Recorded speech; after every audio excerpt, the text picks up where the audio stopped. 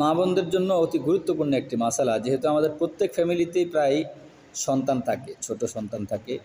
তো মা যখন নামাজ পড়ে, বাবা যখন বাড়িতে নফল নামাজ পড়তে যায়, তখন সন্তান মায়ের সামনে বাবার সামনে গড়াগড়ি করে, সামনে গিয়ে শুয়ে থাকে, টানাটানি করে কোলে গিয়ে বসে যায়।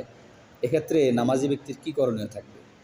সন্তান যদি সিজদার জায়গায় শুয়ে থাকে, বসে থাকে, তো দুই হাত দিয়ে যদি সন্তানকে সরিয়ে দেয়, তাহলে কিন্তু নামাজ ভেঙে যাবে।